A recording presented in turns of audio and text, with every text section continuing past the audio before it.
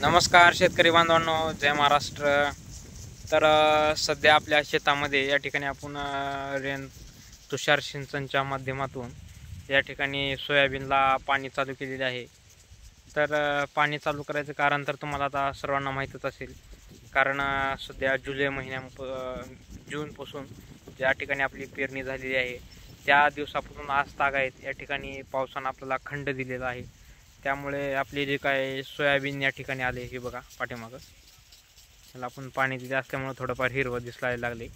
परंतु कुठं ज्या शेतकरी बांधवाकडे पाणी नसेल त्या शेतकरी बांधवाचं किती अवघड आहे। त्यांच्यावर सध्या दुबार पेरणीचं पण संकट येऊ शकते, कारण पेरून या ठिकाणी महिना आसपास झालेला आहे, 1 महिना, तर अद्याप पण या ठिकाणी पाऊस पडलेला नाही। रानामध्ये या ठिकाणी चांगली ओल झाल्यामुळं या ठिकाणी आपले पिकं आज तागायत या ठिकाणी काहीच झालेलं नाही आपल्या पिकाला। त्यामुळे जे थोडं माळ रानचे आहे, थोडं खडक रानचे आहे, तिथं मात्र मित्रांनो 100% या ठिकाणी मोडाला प्रॉब्लेम सॉल्व झालेला आहे।